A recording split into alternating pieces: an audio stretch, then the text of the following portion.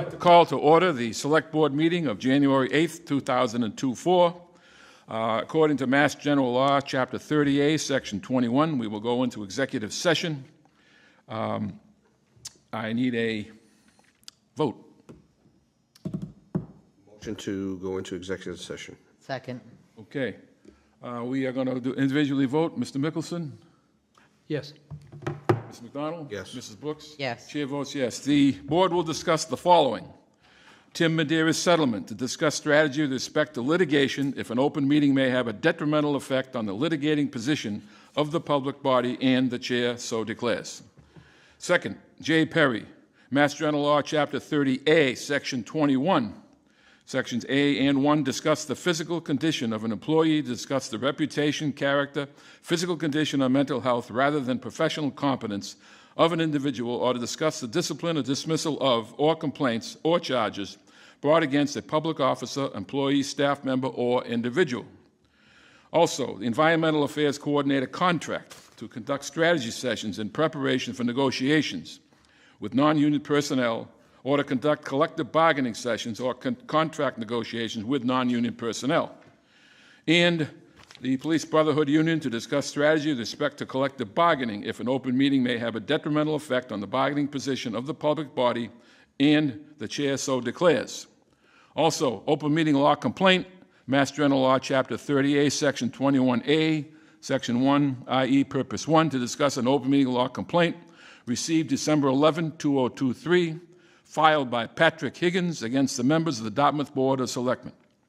And finally, the town administrator contract to conduct strategy sessions in preparation for negotiations with non-union personnel, or to conduct collective bargaining sessions or contract negotiations with non-union personnel. That is the content.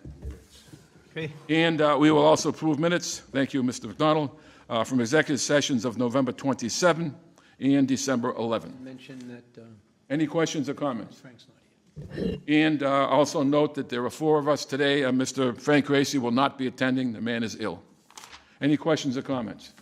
We'll move into executive session. Thank you. We will return here as close to 6:30 as possible. Thank you.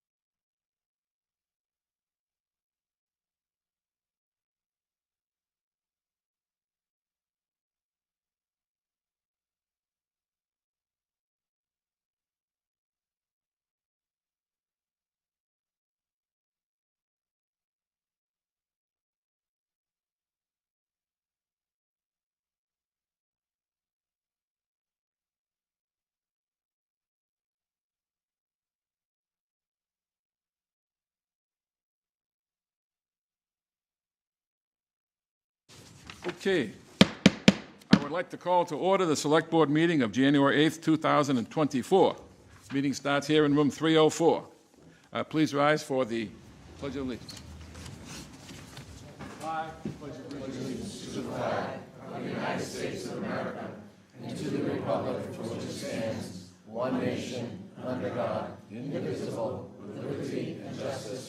Please remain seated while we honor our veterans, both past and present.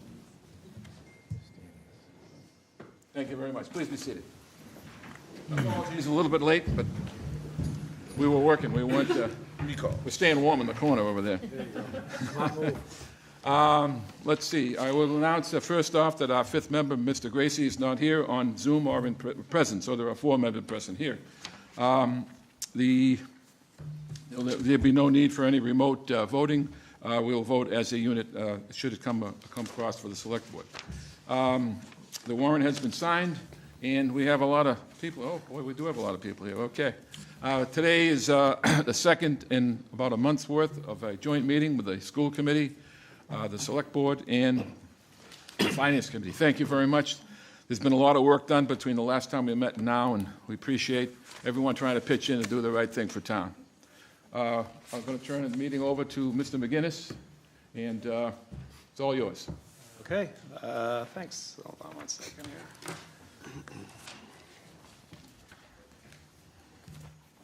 All right, good evening. So as you recall, last time at the joint meeting, we got together to talk about the town and school budget and some challenges that we had. Subsequent to that meeting, we had other meetings on finance and also with our long-term capital planning committee about what the approach should be moving forward, what the challenges are, how to bridge the gap, and what some options are. So I'm going to give the presentation that I gave last time. I'm going to kind of go through the slides that kind of talk about expenses, town revenue expenditures quickly. I'm not trying to gloss over it. We went over it before. It's the same information. If you have any questions or if anyone has anything that they want to ask about it, please stop me. But I'll go through it pretty quick.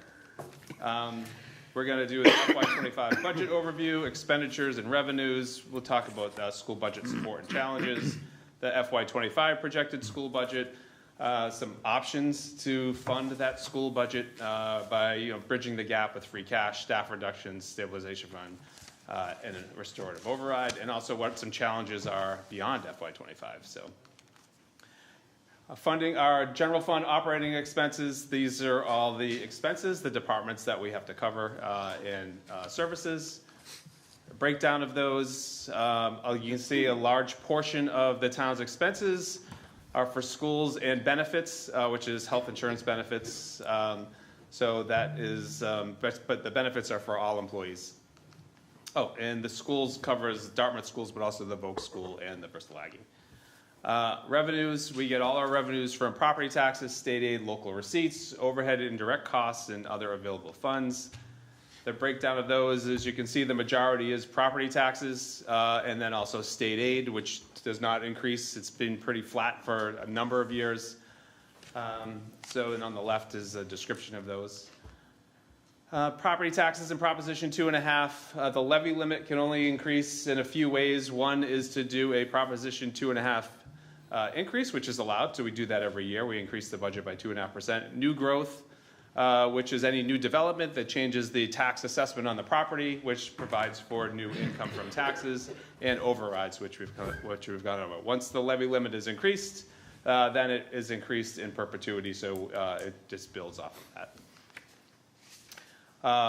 You can see our base levy is 96% of the income that we take in. New growth, which I mentioned, is we budget about $600,000 annually. I'll get into that in a little more detail. So that's the breakdown. Here's new growth. You can see it stays pretty steady. We budget $600,000. Some years it's more than that. Some years it's others. I talked about 15 through 17. That was South Coast, big development. All right, and we talk about some school challenges to the budget. Even with increased financial support that we've been trying to provide from the municipal side, teacher spending is below average. Insurance and benefits are below. All of these items are below average compared to our comparable communities. So it's, these are the costs that are going to continue to increase. We talk about net school spending and where Dartmouth fits in with other comparable communities that have similar enrollment. You can see while we're over the net state minimum, we are really low compared to other similar communities of our size. So it's underfunded. These are some new slides. Mr. Kiley provided these to me, but I thought they really helped to stress a point. Times have changed in schools. I don't need to tell the school that, but they're telling me, and I think it's pretty obvious. But it's interesting. 43.2% of Dartmouth students are high-need students. That's a large amount. Here's a definition of high needs. This includes low income, students with disabilities, or English language learner. 30% of Dartmouth students are low income. They're either eligible for SNAP or transitional assistance. And then also 19% of Dartmouth students are students with disabilities, and they have an individualized education program.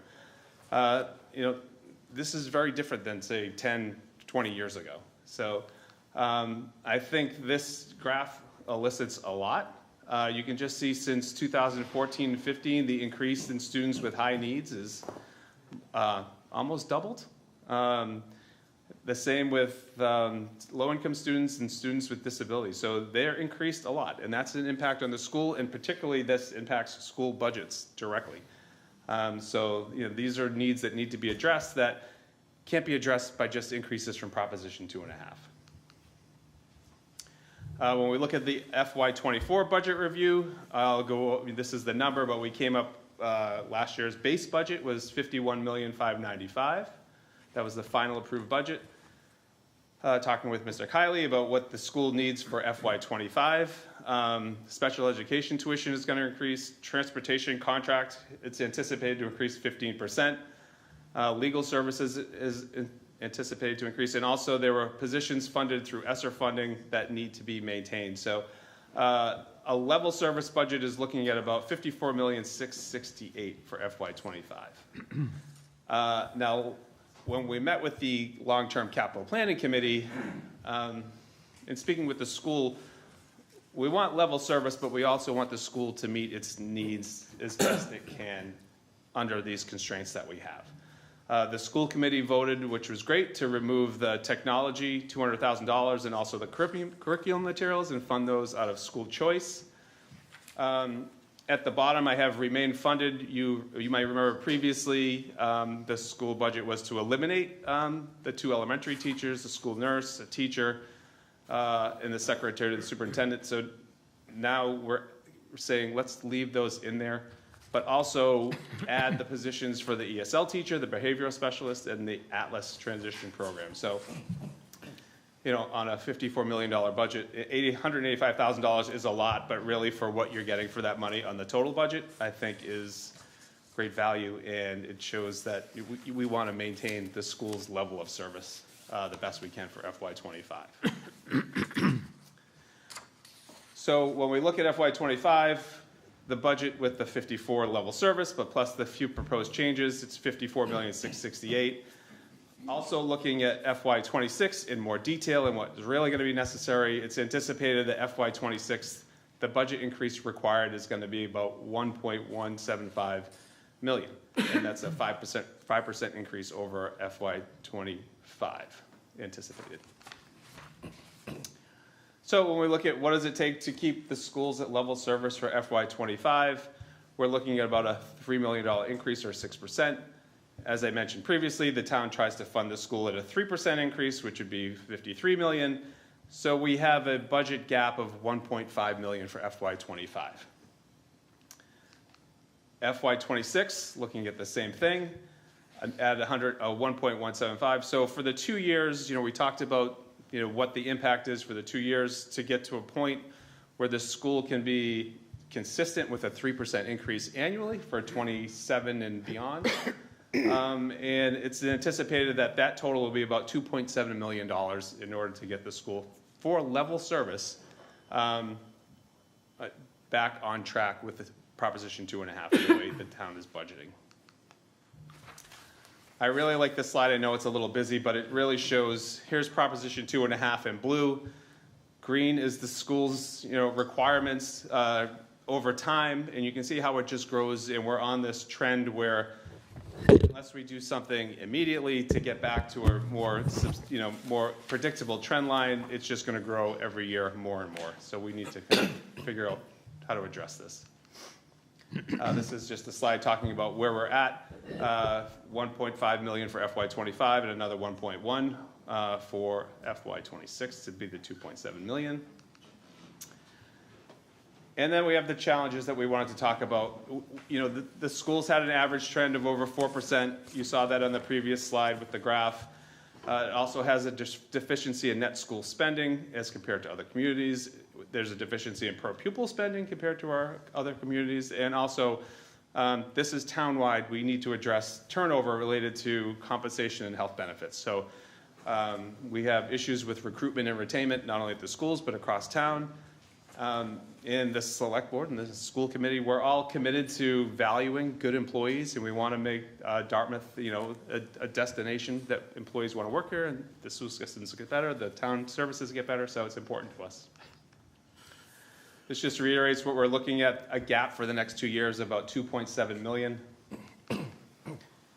I'll go over the funding options. Again, I've refined some of these numbers to reflect the actual numbers that we've been provided since the last meeting.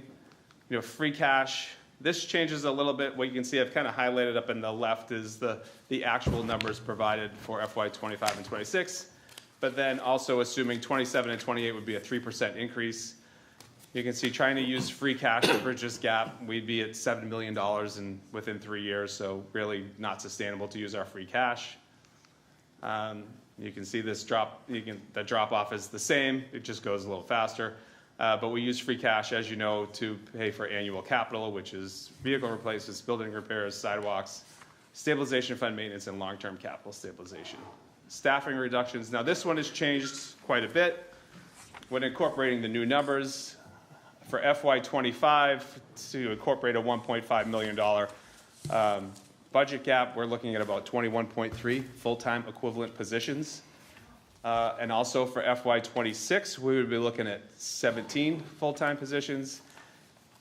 And you can see in 27 and 28, the jump is not much. So you can see it would level off, but you're looking at 2 years and 38 positions. And that's, while it is town-wide, it would affect all town departments, and that would need to be determined. It would be really hard for the town to absorb the loss of 38 positions over 2 years and provide service that's even acceptable to the community. A stabilization fund, same thing as free cash. While we do maintain a stabilization fund, which is like the town savings account, it would be gone, within a few years by FY29, at the rate that we're having to supplement this gap.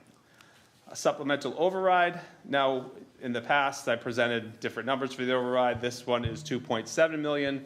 That equates to about $172.16 on the average tax bill per year. I refer to this in the blue, these slides. The Dartmouth residential tax rate right now is $878. Our comparable community average is $1160. That difference, I like to elicit this, equates to $23 million in spending that the average communities have over the town of Dartmouth right now. So we talk about this a lot. Tax bills are high. We are very sensitive to that. But when we look at what Dartmouth residents are getting for their tax dollars, it's a significant service to the town. And I talk about this too with the fire districts. When we look at comparable communities, we want to compare apples to apples. A lot of the comparable communities, the fire departments are in the general fund budget, part of that, but we have fire districts with their own tax rate. Even when I incorporate those tax rates, you can see that the Dartmouth residential tax rate is still well below the average of comparable communities. Here are those comparable communities. You can see there's a number of them. They line up with Dartmouth in a number of ways. That's why they're not sorted in any particular order. You can see the averages at the bottom. But under the residential tax rate, you can look at all those, and you can see that Dartmouth, I think, is the lowest, second lowest. So, it's significant. And, that's something that the town has this capacity to increase. This just reiterates that. We'll be looking for a $2.7 million override for FY25 and 26. You'd be looking at $172. Down below is the FY23 property tax information. For the average home assessment was $421. The average tax bill is $3,696. So we're still sensitive to that. We understand that. But $172 would certainly go a long way in kind of helping to address some needs and could be affordable for the public. We talked about override last time just in general terms. I know people, when they hear override, they think, oh, well, they don't have a lot of success. We did some research. Chris Vitale, our assistant town administrator, and Magnolia McComish, the communications coordinator, did a lot of research on recent overrides in Massachusetts. Since 2020, there have been 149 overrides sought by communities. The overrides for school department were 52, or 45% of those. The number of successful overrides was 115, so 77% of overrides in the state are passing. I know a lot of people think overrides, they never pass. They do. In fact, 3/4 of them do pass. So that doesn't mean they're all going to be successful, but and when they come to school departments, their rate's even higher. It's 82%, almost 83% of overrides for school departments have been successful. The average override dollar amount by school departments for a fiscal year, just one, is $9.78 million. And we have this little note. Some communities do a la carte overrides where they, the towns vote on certain things. Comparable communities, you hear me talk about that a lot. Dartmouth is on the left. If we were to pursue a $2.7 million override, what that would equate to at $172 on the average bill. And you can see other communities, Bellingham, Melrose, Ipswich. These communities really vary. These are not like our comparable communities, but these are communities that have had recent overrides that we wanted to, that seemed more in line with what Dartmouth is looking at. And you can see what those override amounts are, the populations of the communities, and what it equated to on the average tax bill. You can see, for some of these communities, it's about $250 to $500 on the average tax bill. Then we talked about if an override was to be pursued, how that would work. Here's our general regular budget meeting schedule. We have an election in April. We have June town meeting, and then 30 is the end of the fiscal year. But an override requires town meeting approval and election approval. So because our election is before town meeting, we would need to be creative or look at it in a different way. So I've put together some options. The first option would be a special town meeting in February, February 27th. That would allow, if it were to pass at a town meeting, it would go to the ballot in April, the regularly scheduled election in April. And the cost to do a special town meeting is about $5,000. I will say this, so the town clerk has 4 elections already scheduled for next year. So it would be, it would be something to consider to do a 5th election. But these are just options to look at. Option B would be having a special election in May and a special town meeting in April, which would be both. And that would allow for, more of a timeline. And it would also, I know Mr. Kiley puts out employment notifications to teachers on May 15th. This would allow the town to know by May 15th if there was an override pursued, whether or not it passed. The cost for the special town meeting would be $5,000. A cost for a special election is about $40,000. So we'd be looking at about $45,000 to have a special town meeting and a special election. Option C is to maintain the regular June town meeting, but also have a special election in July. A July 2nd election, I don't know how that would go over. But it is an option, and that would allow us to maintain the regular June town meeting, and those are the options for the override. So in summary, you saw this last time, but it's just been updated a little more. Options for funding the school budget, free cash, really not an option. Staffing, You know, when you look at this, averaging $65,000 per position, and I think that's pretty accurate, you're looking at about 38 positions over 2 years. Same with the stabilization fund, same as similar to free cash. And then the override, it would be about $172 on the average tax bill. Beyond FY25, we talked about the impact of health insurance costs on recruitment and retainment. Our current splits 56-44 on our HMO with employees. The average annual health insurance rate the last, I think, 7 or 8 years has been 5%. It really fluctuates. Sometimes it's 0, sometimes it's 12. They're telling us to anticipate an increase in the health insurance for next year of 10%. We'll find out, I think, within the next few weeks what that actual number is, but they're usually pretty accurate when they tell us. And then a lot of questions we get asked is, well, how do we want to be a 60-40 community. When we do an analysis of what the cost would be for the town to go from 56-44 to 60-40, it would be about $1.7 million per year for the first year, and then it increases after that. So it's a significant cost to do that small gap. And then when you look at the annual increase in health insurance costs, the savings to the employees, it really it diminishes within 3 years. So it's tough to go that route. But so we're still continuing to look at options. We do an analysis constantly. We're also looking at other ways to provide better health insurance to the employees. So this is a constant project that we're working on because it goes back to recruitment and retainment. We really want good employees and we want to be able to maintain that. The long-term capital planning committee has been meeting, so it's, while we're trying to bridge the budget gap with the school, it is a priority issue. There are also other items that we want to prepare the town for the future. And we want to make sure that Dartmouth continues to be a place that people want to live and work and go to school. So we're looking at long-term capital projects, the Payden Bridge, middle school, high school. The high school I always like because that's the new school and it's already almost ready time for replacement. We're looking at a recreation center possibly and improvements to the Council on Aging facility. When we look at this, as I mentioned earlier, we evaluate the funding over 30 to 40 years. So when people see these costs for some of these capital projects, it's not happening tomorrow. It happens over time. We would try to fund it so that the impact to the resident is minimal. It's never minimal, but as minimal as possible.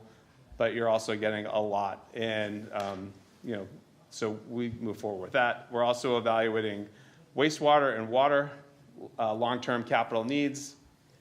Same thing, 30 to 40-year implementation schedule. The downside with the water and wastewater needs is their enterprise funds, which means all those improvements need to be funded through the utility rates.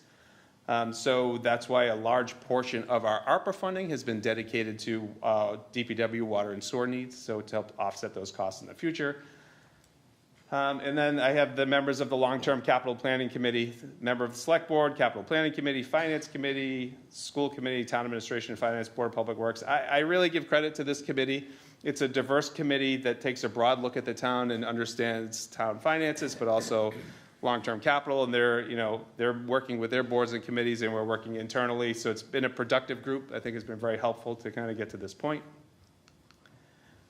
And that's the presentation. So we're at about the $2.7 million difference for the 2 years. I'll go back to that slide.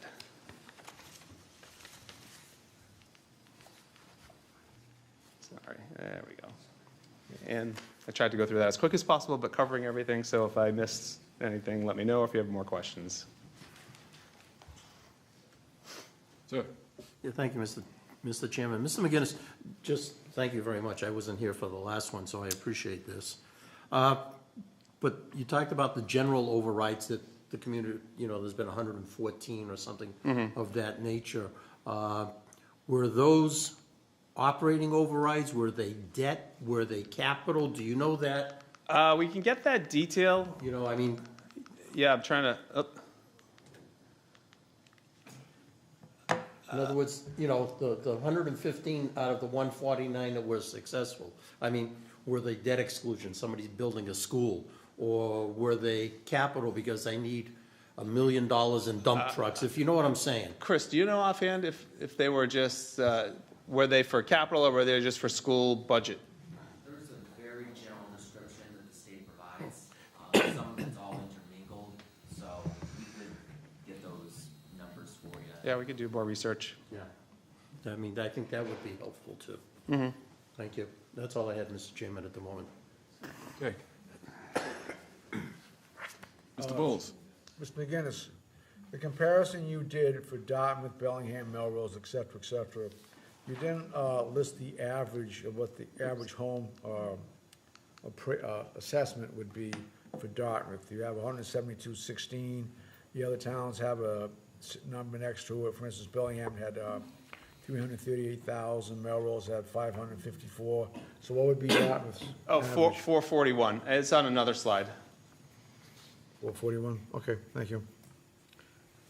Yes, ma'am.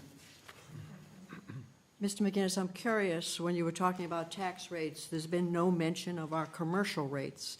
And the reality is, that's a key reason why our rate in Dartmouth for residential is so low. That we have two rates in town, and the commercial folks take the brunt of the taxes. There's an extreme difference. I'm making the assumption that they will also be affected by this increase. And I did some calculation at the, of the comparable towns that you offered. And if you look at those rates, so our commercial rate in Dartmouth right now is 17.62. And I looked at all the rates for the towns that you listed where you did not include the commercial rates. So their average is $17.47. So in that sense, Dartmouth is actually above the average. And if we take into account the different fire districts, which of course is not in that 1762, our commercial rates in town are actually between $18.05 and $18.51.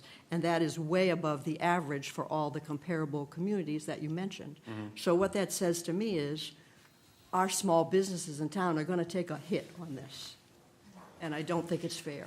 I think they took a hit for 3 years of COVID, and this is a big hit on them now. These are small businesses, and they're struggling. Not everybody is Target and Walmart and Home Depot. Just my thoughts. Okay, yeah, thank you. Mr. Garvin? First of all, I'd like to thank Jim Kiley. Every time I have a question, he's always right there to give me the answer. Also for getting us the budget so early. This year, we're probably going to spend 40% of our time on the school budget. We're going to be spending, it's going to be much more of a focus. As of right now, at our last meeting, we decided that we have no opinion on the overrides. We need more information. We need to see the whole budget before we make any kind of recommendation. And we would like to see the long-term capital situation. So, it's just too early for us to make any kind of recommendations. We all have different opinions, but one of the things I did want to talk about, because I brought it up at the last meeting, was student choice. And to me, this is low-hanging fruit. The number of school choice students in the high school is 132. The number of students in high school is 956. So school choice percentage is 13.8. We've been told that these are empty seats. Well, 13.8% is not empty seats. It is empty seats at the current staffing. If you want to say, okay, this is the current staffing and we want to fill empty seats. The total expenditures per pupil per the budget is $17,300. The school choice revenue per student is $5,000. And that's by state law, and it's been $5,000 for over 20 years. So you ask yourself, what is the true cost, what is the true variable cost of these school choice students? At $5,000 per student, this only covers 32% of the cost. So obviously there's some fixed costs there that, we would absorb anyways, but so the big question is, what is the variable cost? And that's a very, very difficult question to answer, because It's very complicated to try to figure out what our true variable costs are for each of these students. But I can tell you that it's higher than 32%. And we were also been told that the student-to-teacher ratio is the highest predictor of favorable outcomes for student success. And if you make the argument that these are empty seats, then the teacher to student, and it doesn't cost us anything, the teacher to student per 100 students with out-of-town students is 8.1. The teacher to student ratio per 100 students without out-of-town students is 7.0. So these empty seats, if you make the argument that the teacher ratio is important to the students, then by having out-of-town students here in the school system deteriorates the education of the Dartmouth school. Let me finish, please. Sure. So the recommendation would be, and this is really up to the school committee, would be to phase out school choice. You know, we have students here that that have been in here. You can't just throw them out. So we would recommend that starting starting next year, that they year one they don't take any more school choice students. So if you take, and I in my mind, the variable cost per student is 50%, would be about 50%, and that's just based on, you know, what Bishop Stang charges for per student, and it, you know, it could be 48, it could be 52, but it's not 32, and so it's costing the town. The town is paying for out-of-town students' education. So year one, that would be 33 students that you wouldn't put into the school system, and that would be a savings of $285,442. The population of Dartmouth schools is decreasing, and it's decreased quite a bit at the over the last few years. And on a side, you know, the town of Dartmouth senior population has increased at a rate of over 9%. So one of the predictors of, or any organization has to service the stakeholders, and in the town of Dartmouth, the stakeholders, the seniors are expanding. There are more seniors that into the population, and I think it's important that, as far as the strategic plan for the select board, that's certainly something that has to be looked at. And, you know, as part of the strategic plan for the schools, you know, right-sizing the school system to provide quality education for the Dartmouth students should be a goal. And Can I ask Mr. Gavin what right-sizing the school system means? Through the chair. right-sizing the school is to have the right number of professionals, teachers, you know, employees for the amount of students that are Dartmouth, from the town of Dartmouth. What about a direct response to the numbers in terms of school choice funds? And anybody want to, from schools, want to address that? I would like to add a couple of things, if I could, Mr. Tattlebaum. First of all, at the Budget Subcommittee meeting, which Mr. Gavin and a few representatives, I know Mrs. Ham was there, and my memory escapes me of the third person from the FinCom, that we had with myself, Dr. Jenkins, Mr. Kiley, Dr. Saban McGuire. He brought up this question, the Finance Committee brought up this question. And Mr. Kiley, all of us respectively stated a few things. One, we have school choice at the high school for a reason. We have school choice open at the high school right now because regardless of whether or not we take school choice students in, we have plenty of room in some of our classes because, and please chime in anytime, Dr. Saban McGuire and Mr. Kiley, because of the schedule, because of the courses that we have at the high school, we have to offer, whether they're AP, there's several different levels. They're college readiness, they're, I forget what the other one, general studies, but I believe there's 3 different levels that regardless of whether or not we take in 130 school choice students, we still have to operate these classes. It would be a very different situation if this was at the elementary or the middle school, because we have a fixed amount of classes at those levels, and the opportunities and the availability is just simply not there.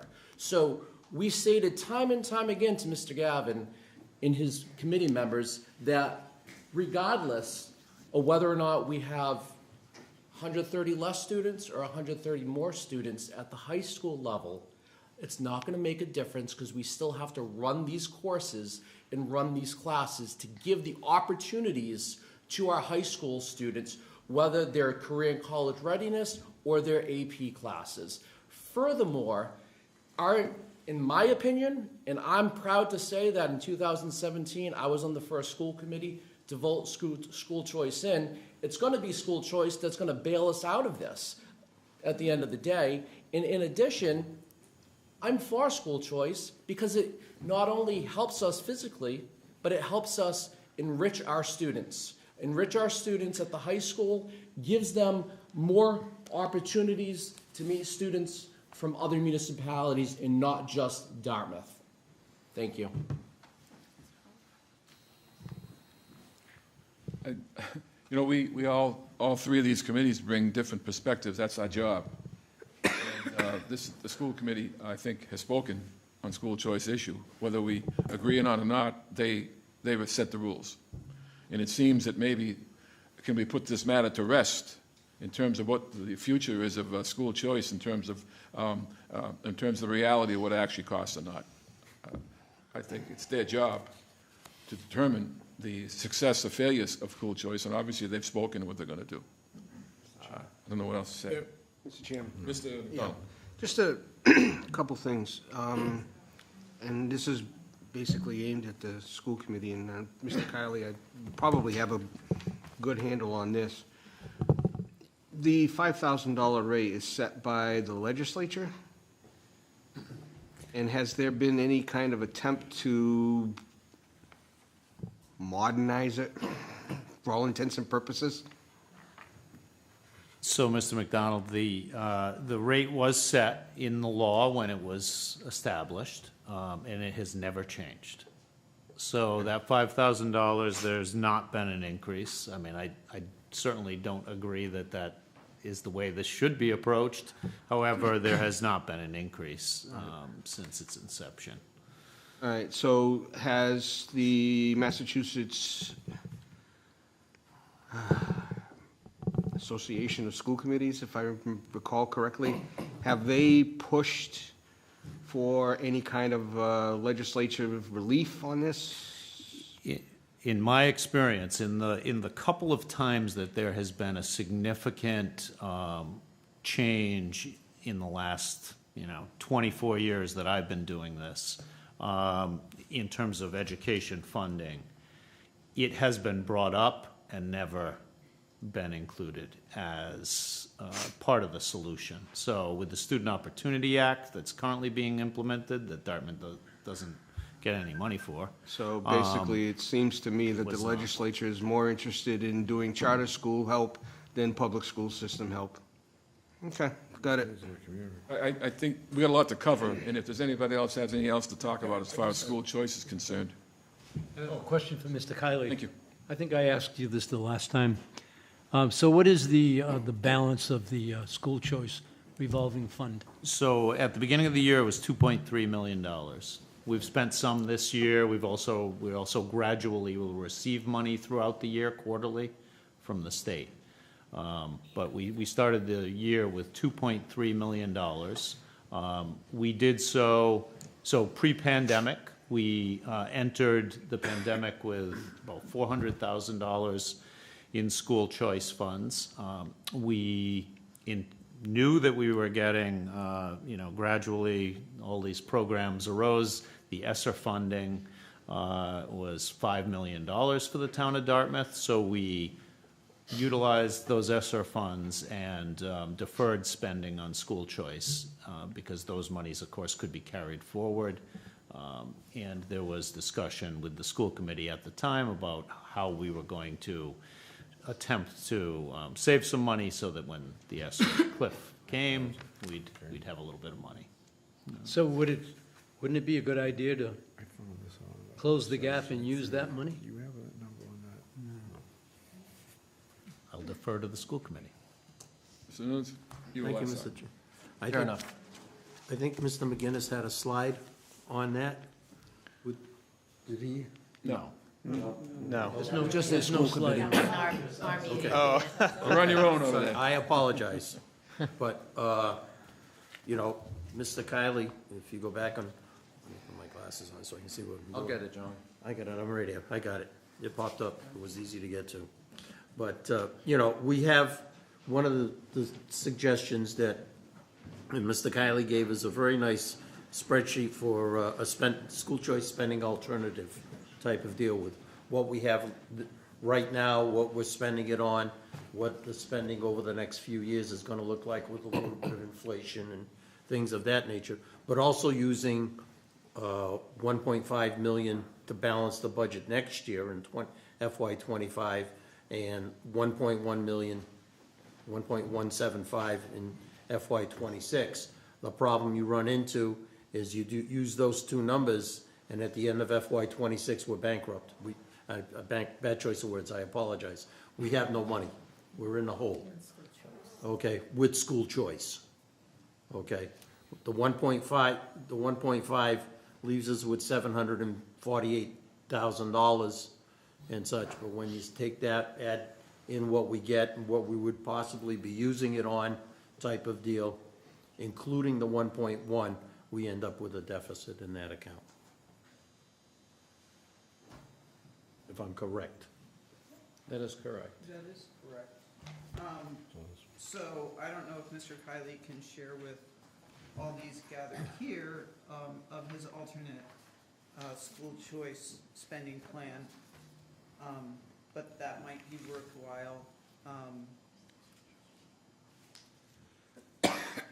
He gave us two alternatives just before we came to this meeting, and one was a 5-year plan of spending down school choice, so that in the end, we would be, as we were before COVID, before ESSER funds, using all of the school choice monies on one-time issues. And then he gave us another choice of using school choice to bridge our budget gap. It's unsustainable. No matter what, we still need an override. The only thing that we get from using school choice funds to bridge the gap is it gives us time to be more thoughtful about the override. It makes it so it wouldn't be necessary to have a special town meeting or a special town election, which costs the town money, which we'd rather not do. It allows us not to push the override into 2 to 3 months, which seems a little hasty, and it doesn't allow the population of Dartmouth to be part of the process and educated on the issue. Correct. Mr. Oliver. Thank you, Mr. Chair.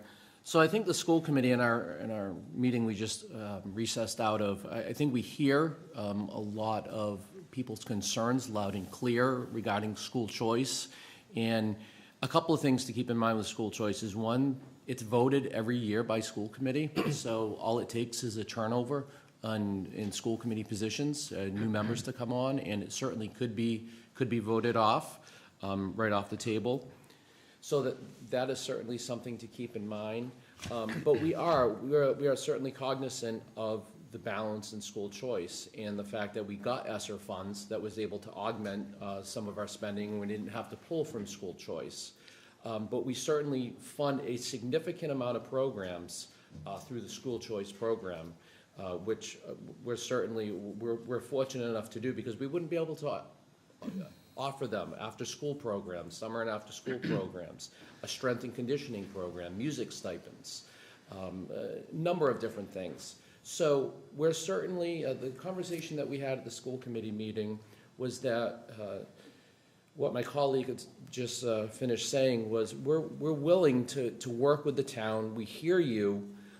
We'd be willing to augment our budget, I think, but at the end of the day, this is simply the same issue that Mr. McGinnis brought up, in which this is consider the stabilization fund. It would be bankrupt in X amount of years. In X amount of years, this is a one-time source. We can't continue to operate, our structural operating deficit this way. We've got to have an override, and we need some. The school committee is willing to at least entertain this conversation with this using the school choice funds, but we need some kind of, I don't want to say guarantees, but we need to have some kind of reassurances that we're not going to be back at the same place next year, and that we're willing to, if the boards are willing to at least support an override, putting it on the ballot and having a special town meeting next year, that we'd be willing to at least entertain the conversation of using school choice funds for this year to close the FY25 budget gap. Right. About $2.7 million, plus or minus. That's 2 years. That's 2 years. 2 years. Right. The ESSER funds, the ARPA funds are all extraordinary one-time uses, and it affects how we run our government and where we get our money. And I appreciate that you consider it like a quasi-stabilization fund, but I don't see the logic in asking people this year to fess up on an override when there is money available for this year. However, I, for one, and I've been saying it week after week, meeting after meeting, that our long-term planning is what's important here. And long-term planning means to me capital expense, schools expense, building expense, paying our employees, insuring our employees. And if we think we can get by with you're covering the deficit for this year or two, and then not do long-term planning to include, which may be an override, we're kidding ourselves. And I, for one, as part of the long-term planning committee, we are committed to that package. That's how we got involved in the override issue in the first place. How could we face, paying for a sewer system when today we need to pay for schools? And that's how it evolved. But we got to get our eyes off the short term and paying everyday expenses and look at the long term is. So if you're looking for that commitment, I, for one, understand it completely. But on the other hand, I cannot justify letting money sit there, no matter how much it is and whatever the revolving funds are, and not cover that for now with a planned commitment that we can do better going forward. I agree with you, Mr. Chair, and I think that was the conversation that we were having. Good to hear. But it's Mr. Garvin. Yeah, I just wanted to show that school choice perspective, for the public, so that they see another side of this. As far as right sizing, the school, the police department has to right size, the DPW has to right size. All these departments have to provide quality service with the funds that they have. That said, I'd like to ask any of my members if they have any questions that they wanted to ask. Terry, I'll let Terry go first because you're. I don't have a question, I have a statement. I think that when you look at the student population in Dartmouth, it would kind of be common sense. People would think, well, the numbers are going down, so then the budget could go down. But I think if you look at that one slide that talked about the increase in student need in the past 10, 15 years, what has happened, and it's very difficult to explain this to the average person, but what has happened is the numbers have gone down, but the work has gotten bigger. So there is more work that needs to be done for a smaller number of students. That might be hard to understand, especially if you don't work in the school district, but if you look at the number of kids who are in low-income homes, the number of kids who have IEPs, the number of kids who just have high needs other than that. It's amazing what the increase has been. So I do understand why there is a need to fill this budget gap over time. It's going to, even if the school choice funding is used in the next year, that is not going to solve the problem, because we're going to be back in the same place the following year. Maybe, as Beth said, it gives more time for planning, which is a benefit. But I think that is the hardest thing for the average person. When you talk to people who aren't involved with the schools, the problems that come to mind are, why are all the buses? That question comes up over and over again. If the number is going down, why is the budget going up? I get that. I get why people would think that. But I think that if you just look at that one slide, and anybody who's leaving here tonight, to have the knowledge that, yeah, the numbers have gone down, the work is bigger. It's much bigger. Janine? Thank you. It's encouraging to hear that the suggestion was made to be more thoughtful about the approach to an override, because I believe it's been way too hasty being pushed forward. As I already stated about the tax rates, and Bob mentioned about the seniors, we have to be empathetic to the others that are in this town. And this is a terrible time in the economy for people. I mean, I know this is probably a terrible thing to say, but not everyone is thinking about the school children. They're thinking about putting food on their table. So it's important that we approach this in a thoughtful manner, and I think that there can be more thought put into it, basically. But I also have a question after this. We talked about the school choice funds, and yes, they are considerable. Hopefully you are thinking of using those for the gap. But there's also the Kindergarten Stabilization Fund, which to my knowledge has $324,949 in it, maybe more, but that's what it had. So some of us sit here and think, there's a lot of money out there, and we're wondering when it will be spent, versus coming to FinCom, for our reserve fund, which happened twice last year. And I'm not saying it was for bad reasons, but what bothered me after the fact was realizing after we did 2 reserve fund transfers last year, all that time, you had $2.3 million in school choice funds. And so it's disturbing that that's how the money's being looked at or not spent.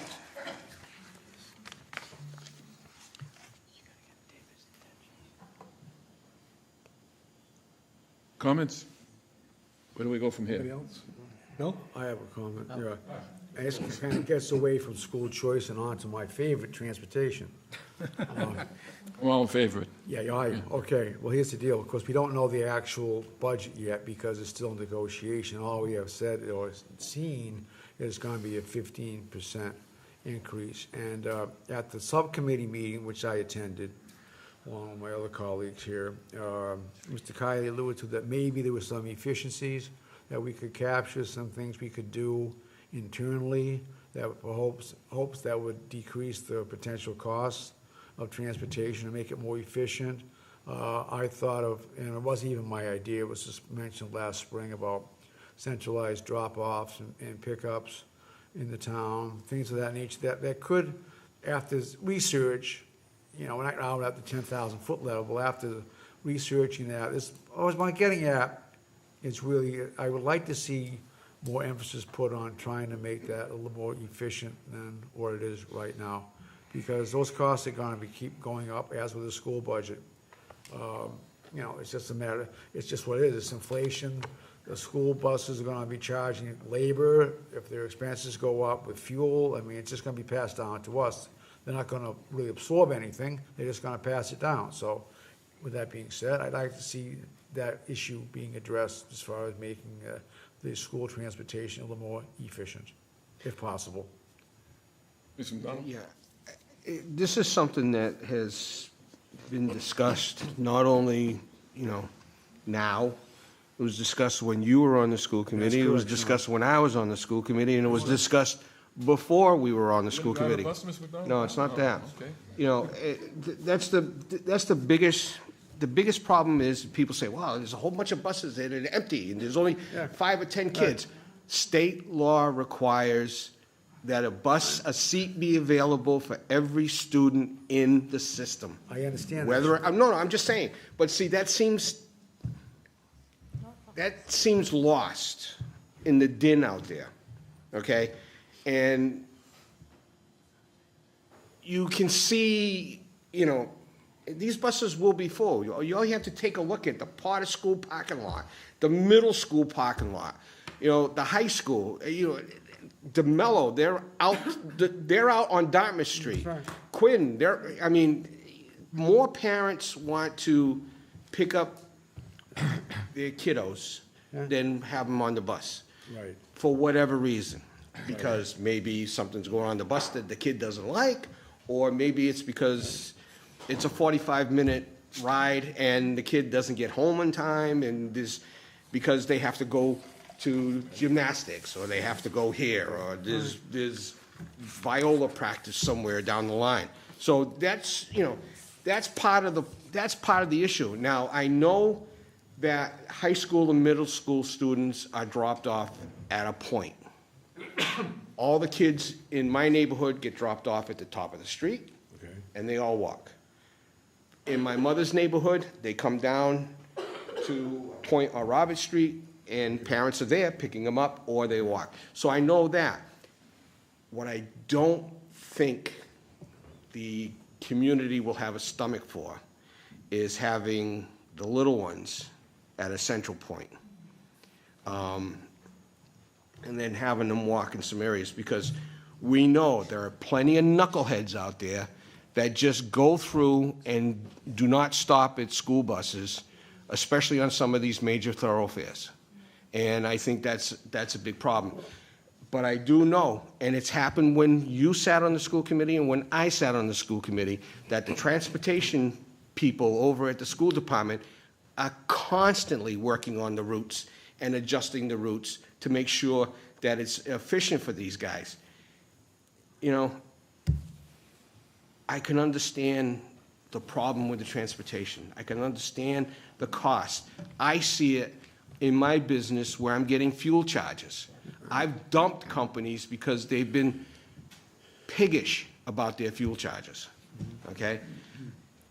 It's just, it's the nature of the beast, unfortunately. And there's been, you know, when we were, I'm not sure if it happened when I was on there. No, it was afterwards. You know, unfortunately, government runs on the lowest bidder. Now it's the lowest bidder who's the most responsible. But sometimes it doesn't mean it's the best service. And the town had a real bad problem with a low bidder many years ago. I remember You know, and it's just, you know, it's just that argument on that. I mean, hopefully, yes, the school, I know the school department's constantly looking at those things. And they're looking at the best routes possible and what are but the routes change every single year. You know, the numbers might not, but, you know, it gets longer, and it's these rides that are, you know, 30, 45 minutes. You know, it's just difficult, and you know, Well, let me ask you a we question. recognize the problem. We recognize the empty seats. We know the reason by it, but it's, Hang the on. average person doesn't see it. Mr. Collins. Oh, go ahead. Please do. Thank you, Mr. Tattlebaum. So Yes, sir. a few points on transportation. So we are always trying to be more efficient. We, this year, went from 31 routes, 31 buses, to 30. That is a savings. We know cost is going to be increasing. The national driver shortage, the cost of school buses are all increasing, and all school districts in the country are facing a significant increase in regards to that. In terms of students walking to designated sites, we have fairly poor infrastructure in terms of sidewalks in the town. It is not helpful to attempting to implement a system like that. Although for as Mr. McDonald pointed out, for middle school and high school, we often depending on where the students live, do have centralized pickups. I did an analysis, and I'll share it with everybody here when I get a chance, but I looked at we're the third largest land area community in Massachusetts. That does not help with cost of actually transporting kids to and from school. Our bus rides are, I think Mr. McDonald, you said 40 minutes. We have some that are almost an hour. So for some kids, the kids on the tips of the routes. So that is a problem, and that is a constraint for sure. But I looked at all the 20 largest communities in Massachusetts, and I looked at their spending on transportation. Out of the 20, we're 17th. The average of those 20 is $1,441 per student. We're at $823 per student. The average in the whole state, every community, including all little tiny communities, is $771, and we're at $823. We are above average. Well, $50 above average per student. That's not insignificant. But what it's telling you is, I think we are doing a good job with the transportation program. I think this bears it out. I would love to be more efficient, and we'll try to be, and we are working on that. But I've been waiting for the opportunity, and you gave me the opportunity. It's a perfect time right now. That I think that our tax rate is so low, our student spending so low, but nobody gets a better bang for the buck than the town of Dartmouth when it comes to schools. thank you. And I think that's why we're here, and we want to keep it up, and we want to make it better. That's that's my personal view. I know it's a good discussion on transportation, but we need to come up with a plan of where we go from here. And it sounds like the schools are ready to make a revelation to us over the next whenever, so in terms of what we want to do and how do we want to handle that schedule-wise. Suggestion, Mr. McGinnis? Well, I would suggest that the school committee reconvene at their regular meetings to discuss, what's been discussed here, and then come back to the board, or just maybe send Mr. Kiley back to give an update on. We've started the budget process, so we can certainly tell departments, how to proceed until we hear back. Any comments? I'd like to limit on what we do from here and when we're going to meet and how we're going to do it, if that's okay. I'll just add that we're going back into session Okay. as soon as this meeting's done, and I'm sure we're going to go back on the budget. Considering the 2-year, $2.7 million, and how we're going to deal with that in some form. On that, Yes, sir. we don't have that much. You understand? So the first year could be covered through school choice. The second year, we've already allocated the FY25 amounts for technology and curriculum and other programs into school choice. So it isn't, when I think Mr. Noon said it wasn't sustainable, it's really not sustainable after next year. Okay. So I it's a understand. one-year solution. It doesn't solve all of the I understand that, following and years, I so.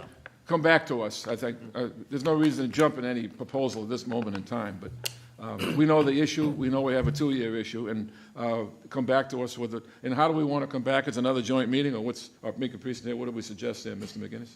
I don't think we need another joint meeting. Okay. I mean, I think Mr. Kiley can come back, and then if a representative of the finance committee wants to attend, or the school committee, I don't think we need a full meeting. But if it's not that's my recommendation, but it's certainly not my decision.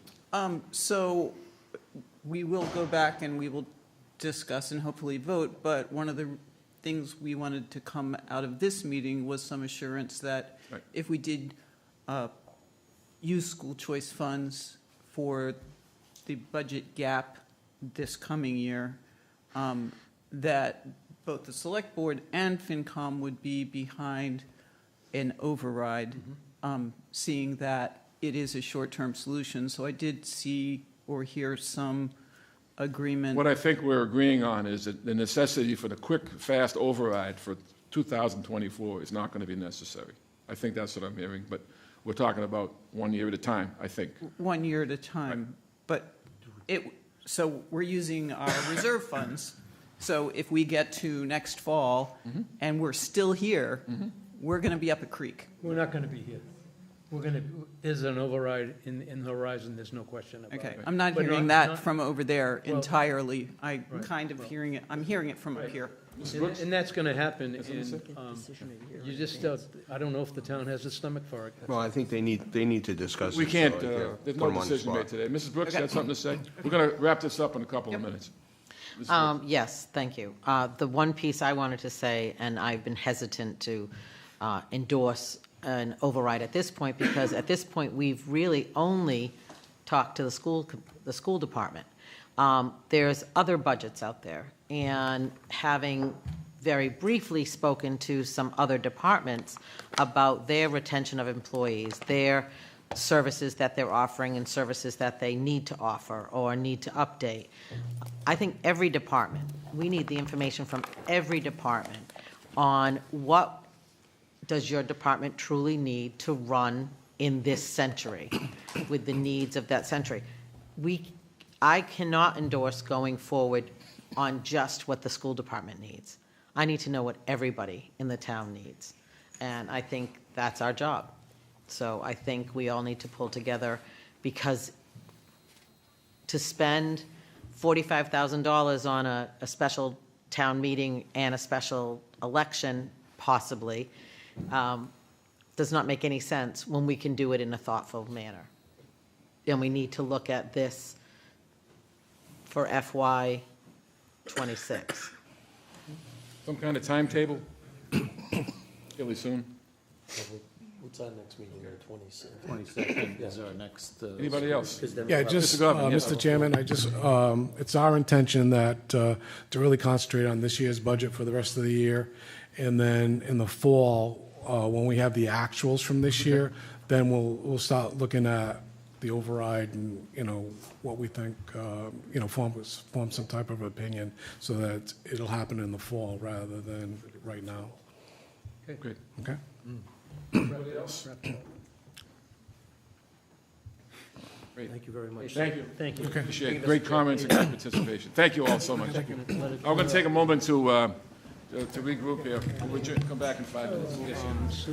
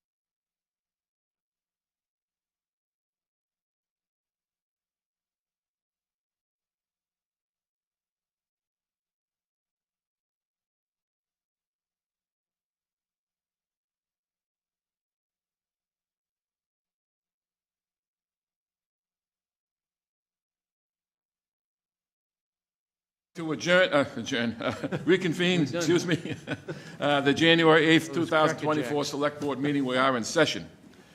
We had a very successful joint meeting. Thank you, everyone, for participating. Some great input, and hopefully we're going to keep forging ahead in that issue. We're going to go to new business first. Yes. Okay. We have a change of manager at the Sail Off, 250 Elm Street. Charlie Simmons. Charlie Simmons here. No, we had to. Steve had to leave, so. Right.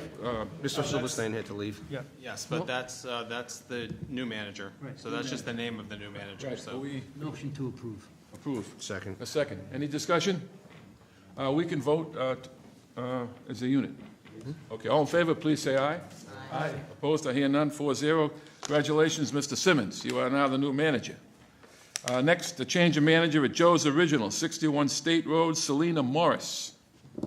Motion to approve. Second. Second. Any discussion? Let's vote. All in favor, please say aye. Aye. Aye. Opposed, I hear none. Selena Morris, you're the new manager at Joe's Original. Next, change of manager, Aya Cherie, 387 State Road, Ojar Ram Samu. Step right forward, introduce yourself. We haven't seen you in a while. You're on the firing squad now, I gotta come through here.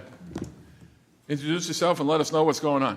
Hi, my name is Ojaram Samuj, and my brother owns the Ayushri restaurant.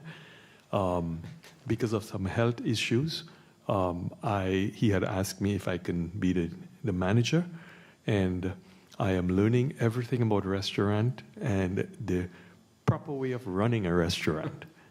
And I'm originally from New York City. I'm moving to Dartmouth, and I'm very happy to be here. Any Happy to have questions? you. I think the traffic's pretty heavy up there at the North Dartmouth Mall, like in New York Yeah. City, so you'd be okay with it. Yeah, motion to approve. Second. Any discussion? All in favor, please say aye. Aye. Opposed, I hear none. Congratulations. Thank you. Sorry you had to wait so long, sir. Thanks for waiting. I enjoyed the discussion. Wonderful. No, can I leave? Yes. Well said. You may. We now have an announcement of a Conservation Commission resignation. Patricia Patty Sweariduck has resigned from that position, and we got her notice officially. Yes. Okay, any comment or question on that? Patty serves on waterways, and she serves on the harbor management plan, and she's consolidated her efforts, but she does a really great job, puts a lot of time for the town, so this is just a, Board needs to vote to accept her resignation, and then we'll Make a advertise. motion, make a motion to, second. And that part of the motion, we send a letter of thank you. We should send a letter yes, for her service. on the conservation. Yes. Right. We have a second, and we are ready to vote. All in favor, please say aye. Aye. Aye. Opposed? I hear none. Thank you, Patty.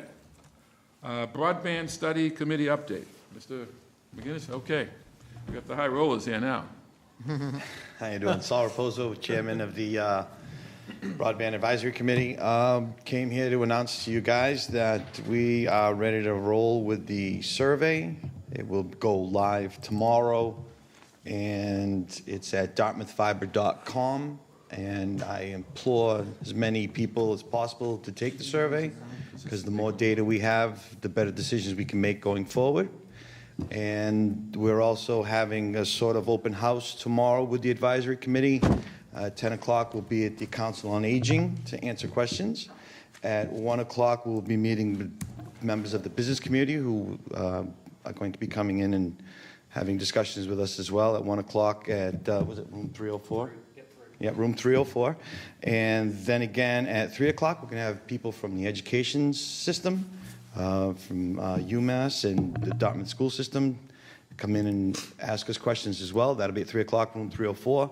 And then the most important one will be tomorrow at 6:30 at room 304. It's open to the public for anyone who wants to come in and ask any type of question regarding the survey or the broadband system itself.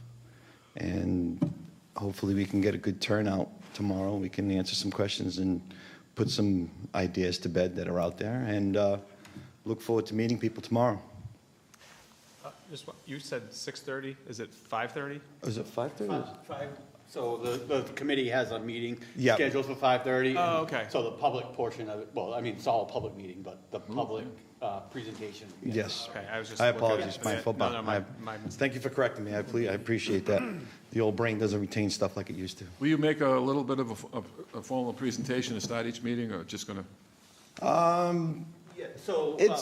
Well, Pete's going to handle a lot of it on the front side. I'll be there at the 3 o'clock and on. Yeah. I gotta work. So we have the town went with Entry Point to do the survey, and so they have a representative. He was supposed to be here today, but his flight got delayed a little bit, and so he's flying in tonight. But he'll be at all the meetings tomorrow to tell the general public about what the town's looking to do, what the different possibilities are that the town could implore if they decide to go forward with this. And then also what the length of the process is, because everyone, talks about how they want something, but, everyone's got to understand that this is a long process. If the town was to try to do this, we're talking years away, not months. So this is the very beginning stages of this, and so they'll be on site to explain all that. And we broke it up to the 3 different groups because we figured the seniors would be a great group that we could kind of, really talk to them about it a little bit more and how it could affect them and how, it could lower their bills and then the education is also a big thing and the businesses, we wanted to give them a chance to come in during the day. So it'll each be a little geared towards the individual groups, but you're all welcome to attend any of them if you'd like. Yeah, it would be great. The more people that attend, the better. Can you give the location and the times once more? It'll be 10 o'clock tomorrow morning at the Council on Aging, and then room 304 at 1 o'clock for the business community, and at 3 o'clock will be the education part of it, and that's also room 304. And then, of course, we'll have our broadband committee meeting tomorrow at 5:30 in room 304, but we will open it up to the public for questions and any type of information that they might be looking for at 6:30, and hopefully we can get a good turnout. It'd be good to get some good information out there regarding this. And please, DartmouthFiber.com, I want as many people as possible to take that survey because we need as much data as we can to know exactly where the community stands on such a big project. Great. Yeah. Any questions, anybody? I do know that that's on the billboard out front, Yeah. Great. the survey.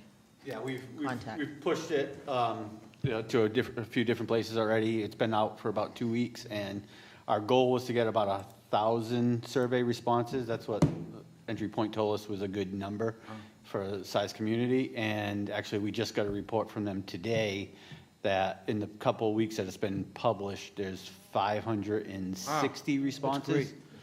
So we're over halfway there. So hopefully we can even get more than 1,000. So. Wonderful. Thanks for the work you're doing. Yeah, and I'd like to thank Mr. McDonald for sharing it on the Facebook page and getting it out there as quickly as possible. It's been a great benefit, so thank you once again. All set. Okay. Great. That does it. Next on the agenda is the police station demolition and environmental assessment discussion. Yes, so at the previous meeting, Mr. McDonald asked for clarification from town council on the process that was discussed with the Historic Commission review. Attorney Savastano had provided an opinion letter that is in the board's packet, but he's also here to also answer any questions on that.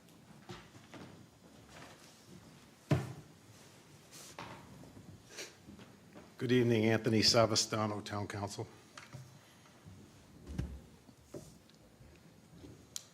Yes? Can you give an overview of basically your Sure. letter, unless you want to read it Sure, in no, its entirety? I'll hit the highlights. So we've looked over all the relevant documents as well as a complete reading of the bylaw, section 209. Initially, there was some question about the exact date of the completed application.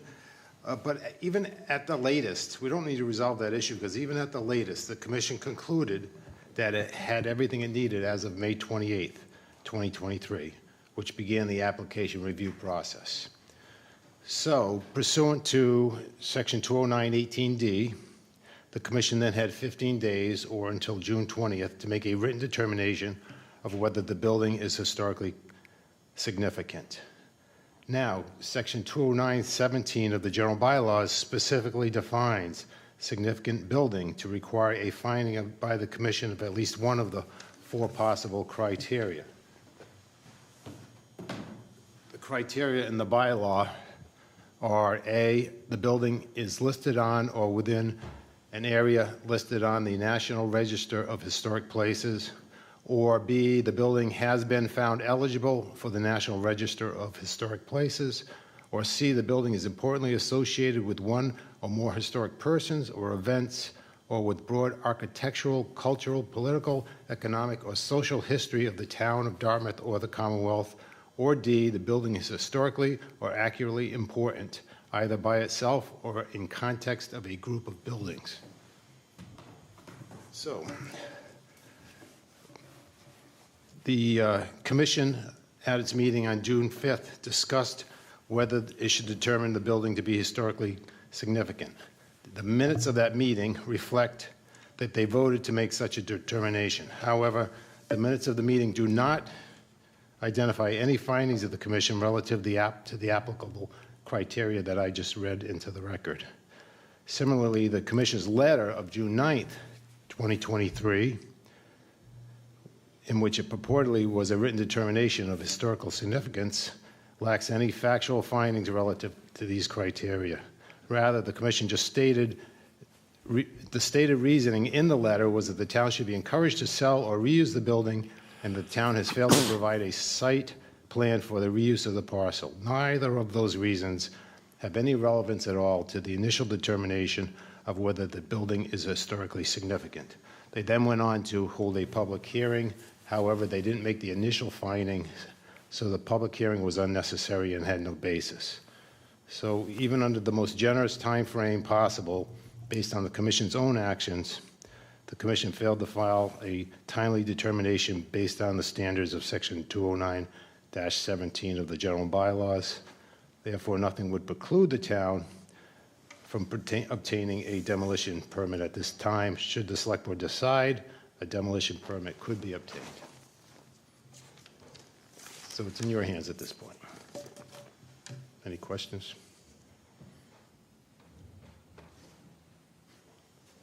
Well, no one has any questions. I guess your report says it all, number one. Number two, the building was closed and has been closed because of Legionnaire's disease. And there are a few people in town that feel that there's an opportunity to save this building. The building is sick. Legionnaire's disease is still rampant. We just had a case in New Hampshire. One person died, 4 people in the hospital from Legionnaire's disease. It's still around. The building is sick. It needs to come down. We should vote tonight on it. That's what I suggest, and get this over with.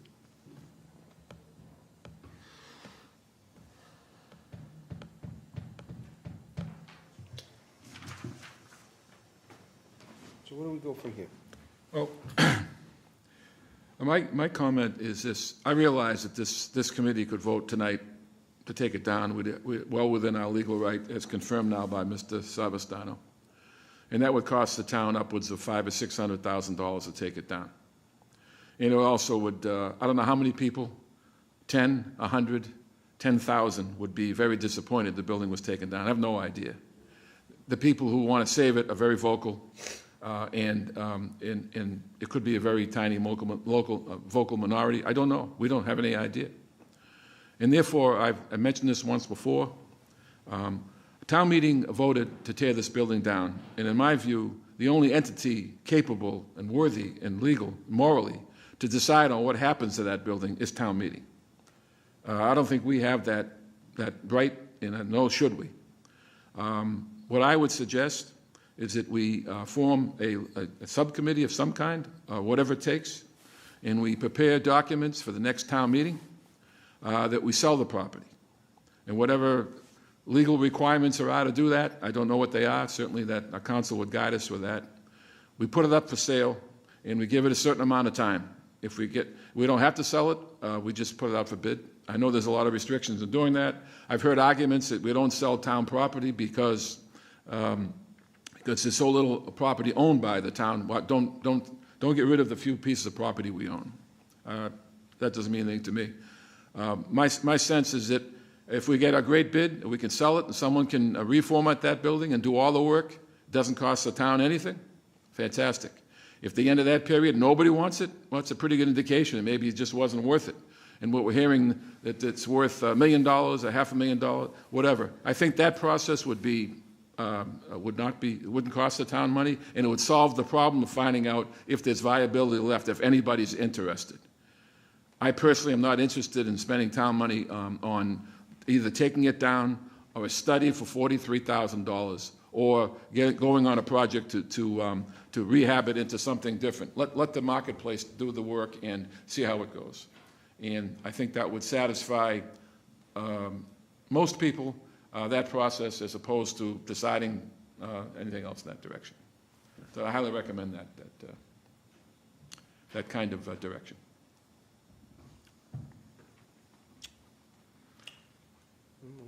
I am totally against spending any money, especially $43,000 on a project. Sure, not even $4. Never mind That I am. 43,000. Ridiculous.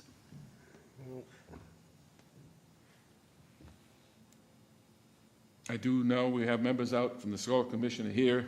I think it's, What would be the makeup of the committee? I would be open to that.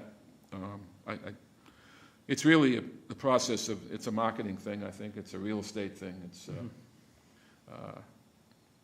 I think whatever we've done in the past before, whatever, I don't know the answer to that. But Well, we haven't sold a lot of property, so We we have don't not. have a lot of We experience. have not, no. So that's something in itself. Yeah.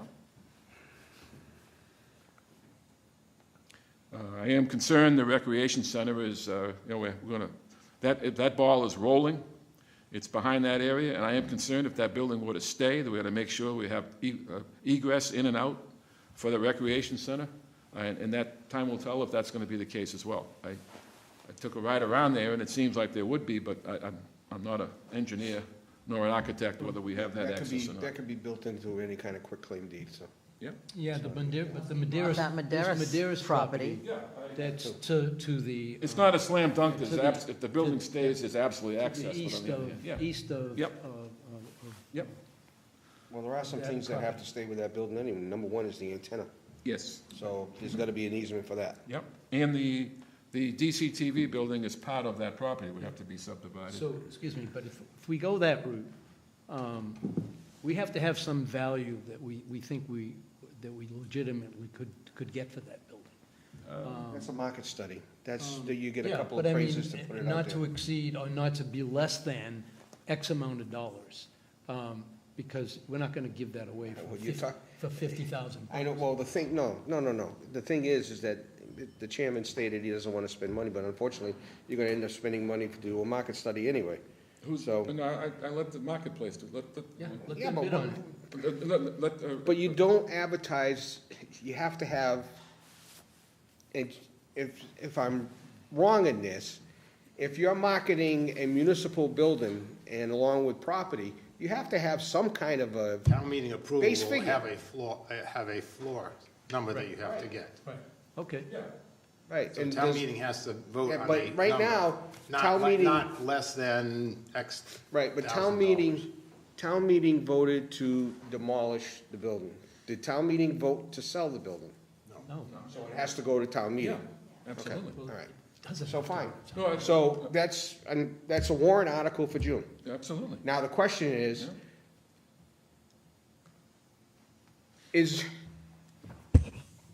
is there three realtors out there who live in town, would like to provide a free marketing analysis of the building? A licensed real estate, okay. Who would like to do it for free? So the Well, office, I mean, some of them, some can get a commission on it, I mean, they're not for free. No, we don't want you on the committee. no, it's just, it's. It's a process, which we gotta Right, it's a find out the process. I mean, we process. gotta, I know there's other realtors out there. I mean, there's Jeffrey Antine, there's, Yeah, you want somebody, you too much somebody who's involved. done marketing study, Kurt Noons, who's an assessor. I mean, he's a realtor. I, for one, And they're not gonna. I still want to knock the building down. I want to vote tonight. That's, I make a motion that we move forward with the permission of town meeting and our town attorney to take the building down. I have a motion on the floor. Do we have a second? Nobody has any guts to do It's not the guts, Tony. Do we have a second? Tony? Sorry, your jacket's throwing me off here. that.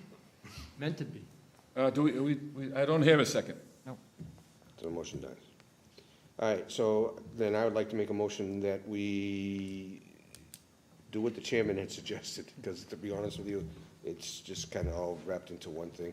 That we look into a small advisory committee and to seek market review of the building for potential sale.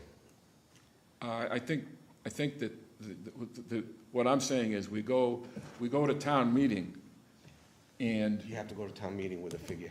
No, we go to town meeting with a figure? Yeah. Well, okay, we're not gonna sell it for less than 300,000. Right, well, I don't, that's not a market study. To me, that's, $500,000, whatever the number is. What I'm saying is, I don't think we need to pay for a market study. We'll put someone in, we'll hire a realtor who's gonna market it for us and sell it. If I might Yes, suggest. go right ahead. Bail me out, will you? There was an appraisal report done in 2017 for this exact same instance. I Okay. can contact if there's still. What was that number? I know what it is, but what was that number? I can contact the company and ask them $2 million, to I think it was. update their proposal because it's Not even close. 7 years ago now, but they might be easier for them to get a price to update Thank you for their bailing me out proposal. on that. Thank you. There's a process that I don't think is expensive and lengthy to get to town meeting with a number. No, I don't think it is either, Yeah. but you still have to go to town meeting with a number. Yep. Okay. Do we, so the motion, you want to try to repeat that, or? Yeah. No. Ms. Brooks, you want to repeat it? Sure, the motion would be to create a small advisory committee on this property to discuss options, including having an analysis done, which should be done free of charge. Should be done what? Free of charge. It- That's it's why not options. realtors Yeah, do no, that. Don't to sell the building. Realtors- That's what I'm saying, unless it's a, You're talking residential. It's not a residential building. Right, but it's also, what is it zoned for? It's Neighborhood not business. zoned, Neighborhood business. right. it may require some zoning. It will require Or some yeah, zoning. or There's a, no question. Well, But I think it's a that's, neighborhood business, and we Yeah. have the ZBA. Yep. And the question may be, should we consider that before we put it up for sale, too? No. That's Buyer a beware. question. but they're gonna tell us. They're gonna let us know what is, No, I don't think, no, because then if you have to rezone, now you gotta get the planning board involved, and then they're gonna have a meeting, and then they gotta come up with We're an not article gonna- for what. It is what it is, you buy it as is. Whatever this committee has to come back to our select board and say, here's what we came up with, whether we, Right. and that may be one of the cases where we need to zone it first. Maybe not. Maybe not. Right. But- The previous appraisal was done, gave two numbers, one for the use under the current zoning and one based on a hypothetical condition that a zoning change would allow for the construction of 10 attached residential units. So those were the two conditions Yeah, but that, that's putting stuff in the back also, in the parking lot. 10 attached residential units? I'd have to look into more detail about what Yeah, they, that's not part of this. oh, No. Now, unless it's 10 residential within the building. I think it was within the I think it's within the building. building, that was the. That a different story. was with parking underneath the building, so, it says here, I mean, I can go into the detail, but Okay. construction of 10 attached residential units of 13 to 1,500 square feet, They'd have to take that with the whole floor- restriction that first all floor parking out. be provided in common parking garage with solid walls located below the living area. They'd have to take the whole first floor out for the parking. well, does it make sense to give this charge to the long-term capital planning committee? No. Why? That's a committee that's already in existence and has We a, just want to sell the property. oh, Just sell it. No options. Let's not. And bring it to town meeting, and town meeting can decide whether they want to do it or not. That's, to me, is what this is all about. Town meeting decided on one vote, and now they should decide on this one. So you have a vote in a second? Or do you have a second? What is the motion? The motion is form to the create an committee and advisory to look committee. Look into the options of selling the building, Okay. basically. In time for June town meeting. Is there a second? We have a second. Yes. Or did I make the motion? I can't even remember. Made the motion. You made the just- motion? You read it back. Ms. Book, are you seconding I'll that second motion? Any discussion on the motion? So in order to be ready for the June town meeting, we want this report by March It'll be an hour, 25th. yeah. By the end That's of what March. here to the town meeting schedule. 25th. Yeah. It needs to be an agenda item on March 25th. Well, you can put a placeholder in town meeting. And still go through all the stuff. I mean, let's put it this way. The budget's not gonna be ready by March 25th, but there's gonna be a placeholder for the budget. Oh, right. Then, and then all the budget stuff is gonna come through April, May. Right, what I'm saying Right, is, so that it so, gets yeah. a spot on the Whatever the warrant. schedule is. There's gonna that be, to there's on the gonna June be, town meeting. there's gotta be a placeholder put on town meeting, and then you have a little bit more, time to get the information for town meeting. As long as that information is ready 2 weeks prior to town meeting, you're good. I have a motion and a second. That's just a couple of questions. Go right ahead. So there's already a police reuse committee that was created. I don't know if you want to use that same No. committee or you want to create a new committee. So we'll have to disband the police reuse committee, which I don't think they've been reappointed.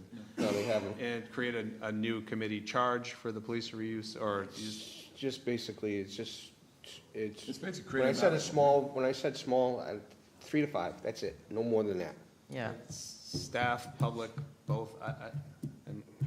Well, I think we do have to this? have a member of the Be Historic realistic. Commission. Yeah, can we do this without the historical ways to form a committee? It's smaller, just to be able to present the option to the select board? Or does it have to be a, Well, you're saying you want to form a committee generally when you. I understand that. If you just want to. a mini committee? Is that But, possible? but I think then that's the group that is going to put forth the warrant article, will be that group. No, the it'll be select us. board's gonna It'll put be it us. They present their proposal to the select board, and we create the article. Right. That's the idea. So therefore, does it have to be a full-fledged, announced, and appropriated appointed committee? How about, I'll work myself, the assistant town administrator, a representative of the historic commission. That should be enough to get going. It should be fine. Good, I'd help out if you need it. Okay. No, stay out of it. please. Okay, if you need it. Okay, I am going to give a couple of minutes to the commission over here, but we didn't vote yet. Are we ready to Right. vote? All in favor, please say aye. Aye. All opposed? Aye, opposed. Opposed, none. 3-1 passes. Yes, sir. I was just going to We need a microphone, sorry. Yours? Yeah, just give me, right, show you. Is this live? Yes. Hi, I'm James O'Day. I'm on the Yes, sir. Historical Commission. I just wanted to ask if you were going to recognize us for some comment we had.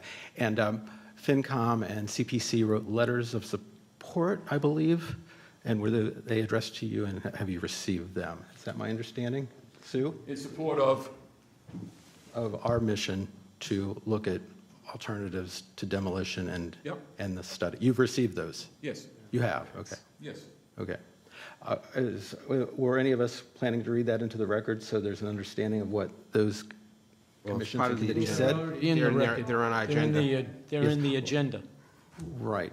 Is the FinCom letter, We got from CPC yeah, and from Historical. well, and FinCom? And FinCom? Oh, I'm sorry. Well, for instance, that FinCom letter was just issued, so I, for one, haven't read it or had the ability to read it or know its contents. So is that something that could be read at tonight's meeting?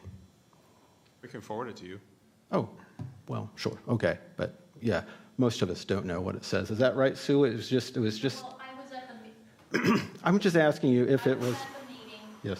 where the language was proposed.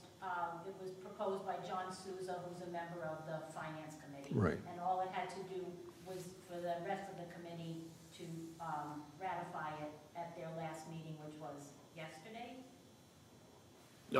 So, Mr. Chairman, for the letter from the Finance Committee, they made the recommendation a week ago, I believe, and then the last meeting that they had, they Didn't take another vote, but I then submitted the final draft to Sean, which is what you see in your packet tonight. But that just happened. That wasn't, it hasn't been out there for No, it's not in only the a few packet. days. We don't have a We don't have finance it yet. letter. Didn't make it. I didn't think so.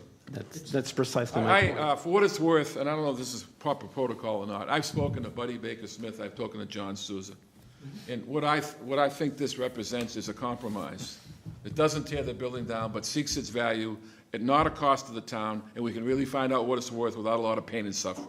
Right. I simply wanted to know, sorry for interrupting. Yep. I simply wanted to know the contents of the letter and how it read. Yeah. And that, most of us don't know what that is. We haven't seen any of this. Okay, well, that's what I'd like to get a handle on. And if you could email it to us, certainly, Sure. that'd be greatly I'm sure it appreciated. reflects what John Souza had to say at the meeting, because I did Yeah, but hear we it. don't know what that is exactly now, do we? Absolutely. But anyway, that's the comment I had. And we have some other members who want to speak. And Couple some more, guests, so let's, some guest we got some members. more work to do, but come right ahead. Guys, I assume you don't need me anymore? It's nice to have you around, though.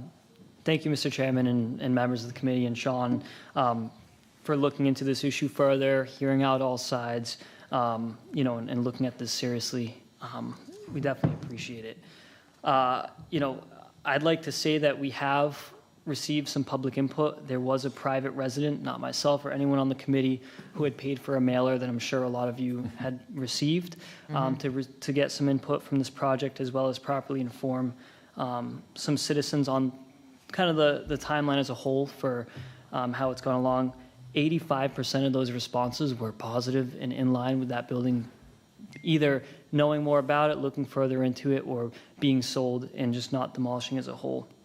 So that was good. Obviously, you guys received letters and support from a couple committees to not demolish that. We've also walked through the building with environmental experts. We received a proposal to have a study done just targeting the items that were discussed by this committee. That proposal was only $4,500, and it was not containing all extra fluff. It was just to get the answer of, can this be reused, and can it be made safe? Another point is, as a realtor, any realtor, whether it be in the residential or commercial market, will give you an analysis based off of the value of the building and not charge you for it. Most times, they're hoping they're going to get the listing. That's where they make their money. They don't make the money off of their analysis.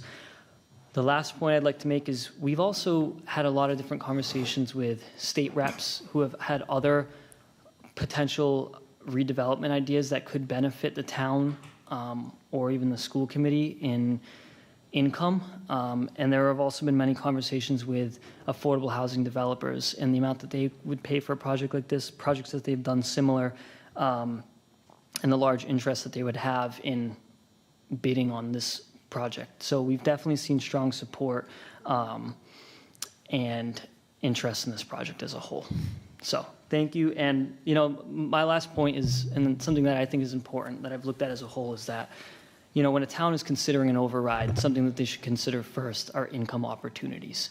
I think that there could be a great one here. And so hopefully we can roll up our sleeves and kind of come up with a good solution to this problem. Okay. I mean, there's no heat in the building right now. Stanley's in his spacesuit and we're all freezing. Come on, buddy. I'm sure you are. Thank you, guys. That's saving money to avoid the override, so we just turned the heat off. So it's working pretty good so far. Okay, thank you. Yes, sir. Last comment? Thank you. Last comment. Bob Smith on the Historic Commission. Thinking about this property as a campus for, say, for housing, for some sort of development, are you all thinking just in terms of the building site, or are you thinking of all of the parking area and the buildings that are behind it as a separate entity? Question. I would say, my answer, that's an open book. Let's see what happens. See what the needs are. Yeah. Well, potential buyer. There is a kind of a housing crisis in this country, as we all know, and it involves affordable housing. It involves housing for seniors, and a lot of different kinds of scenarios, high end to low end. And I would like to see this property used in a responsible way, in a way that produces income for the town, puts the property on the tax rolls. But I think it's a great opportunity to explore developers to come in with proposals to create an attractive campus of affordable housing or senior housing or whatever.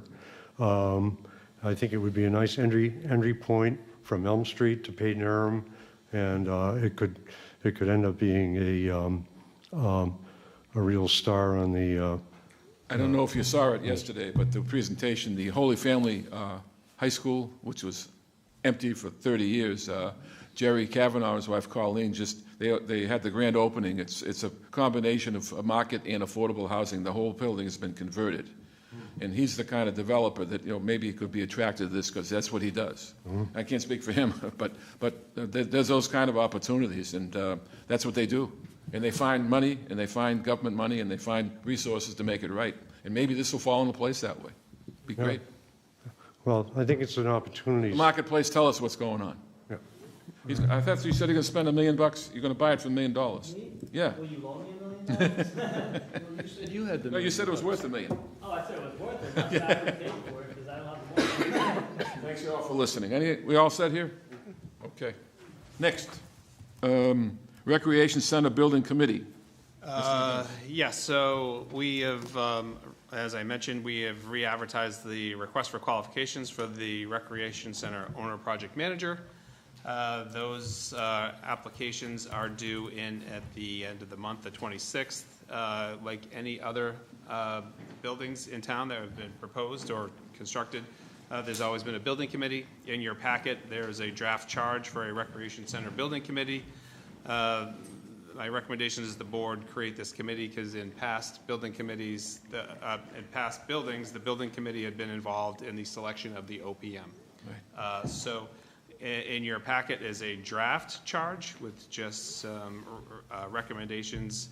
The specific charges are pretty general, related to the design and review and construction, but the membership is something I think the board might want to focus on. This is just an example of what the membership of the committee can be, but it's also, just kind of let the board let me know what they want to do, and we can, once the board finalizes this committee charge, we can start to advertise for members if there are, members of the public. So we need to vote on forming this committee? You need to vote on forming the committee, and you need to vote on the committee charge.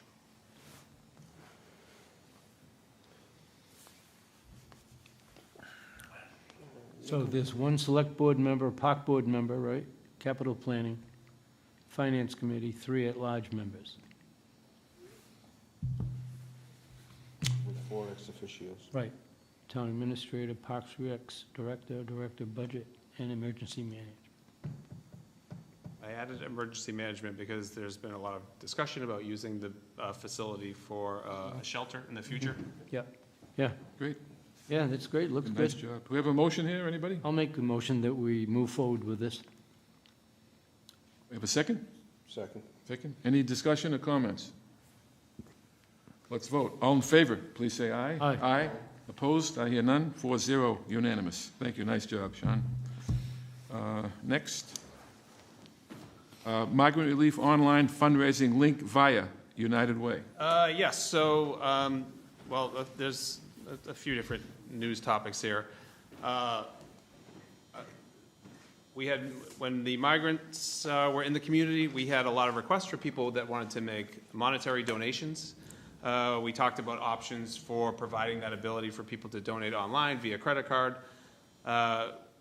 The town was not really able to do that as its own entity, but we worked with United Way, and they were really great to work with. And they provided us a portal that would allow for donations via their online system, and the donations could be directed directly back to the town of Dartmouth.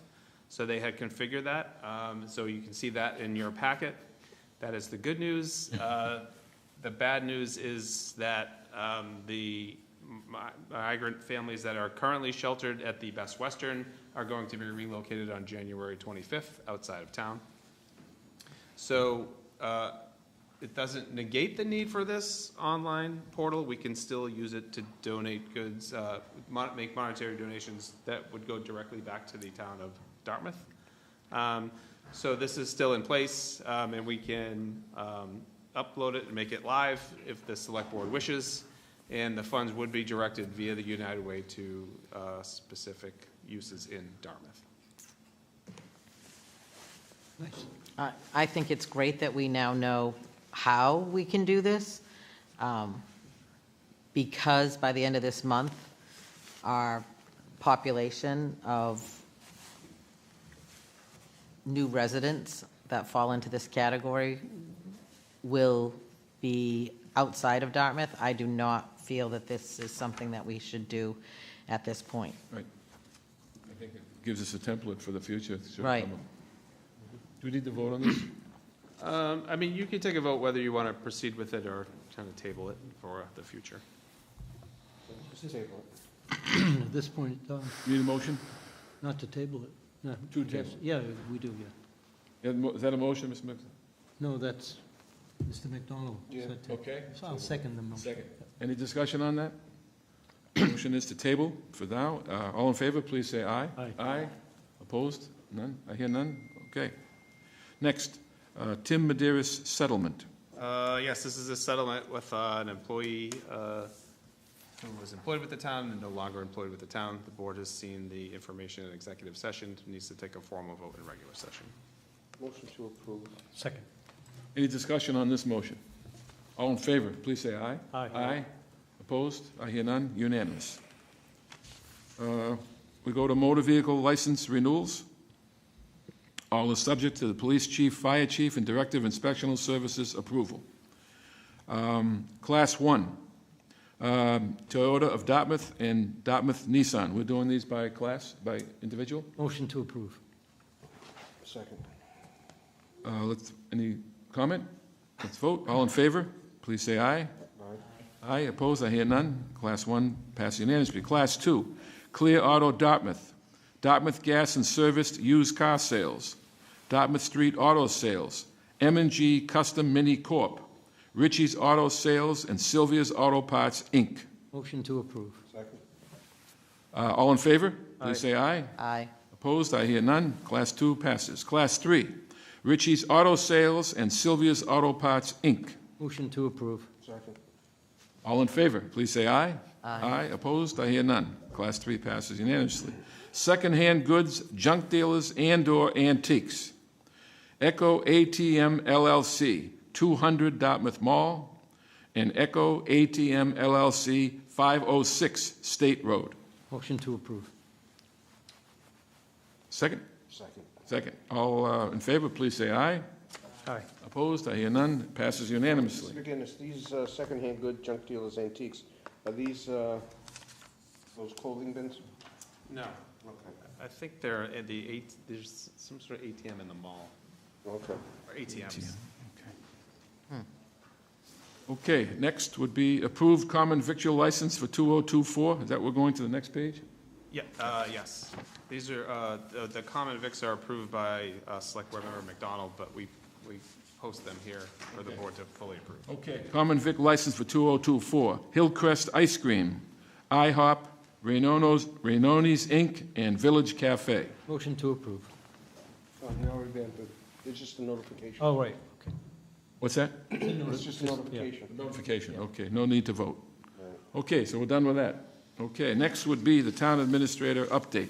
Okay, so let's see, the recent storm cleanup went well, so thanks to the DPW and the workers out there to keep the roads clear. I thought they did a really good job. One item of note, we have had issues hiring full-time truck drivers, but as you remember last year, we had part-time. We hired part-time drivers with CDL licenses to be on call. They worked really well in the storm. We currently have 7 of them, so that worked really well. Storm shoveling, I'm sorry, I don't know why my phone is like going crazy right now. Maybe getting the score of the Melanie, the she's football game, maybe? trying to text me something, but I must have messed up. That I must have messed up. Boss is calling, Take your right? time, John. So, storm shoveling for seniors, one thing to note, so the sheriff's office does not provide shoveling for seniors any longer. In the past, they have done it. The new sheriff has eliminated that program.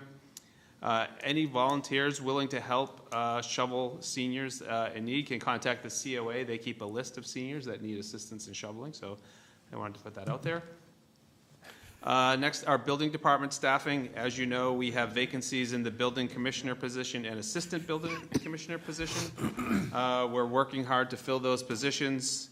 We do have part-time support for inspections, particularly on Fridays, and we do have other part-time support that we're working on. We've contacted the state to let them know that we would like some support if they can provide it. They do have an inspection division. The issue is there's many other communities that are in the same boat as us. So, we ask the public just to be patient. The online portal system works. They can apply for their permits and track the permits in there. The physical inspections just may take some time, but we're getting to them as soon as possible. Serious issue. It is a serious issue, and we're trying to deal with it as best as we can. Unfortunately, we can't, hire a consultant to do that or bring someone in that, does not have the licensing to do the inspection. So we're working hard, but we just ask the public to be patient there. ARPA projects, as you know, the board has approved funding for all of our ARPA funding that we've received. We're waiting on the county to approve a number of projects that we have submitted applications for. They've been very slow. We currently have 10 applications submitted to date, and they've only approved 2. And it is not of any fault of our own. We've submitted the information correctly. It's just taking a long time for them to process. Town clerk elections, as you heard me mention, there's 4 elections this year. Papers can be pulled now for the April election. The first election is March 5th. It's a primary. And the town census is also out, so if people could return that to the town clerk's office. And the town clerk also has a new dog licensing program that's all online, as well as you can come in, but it's much more efficient, provides more information, and it also helps with animal control and to help to track animals that are out in the community. So it's a nice system. Just an item of note, the library is working on their annual report, and last year they circulated 213,000 items.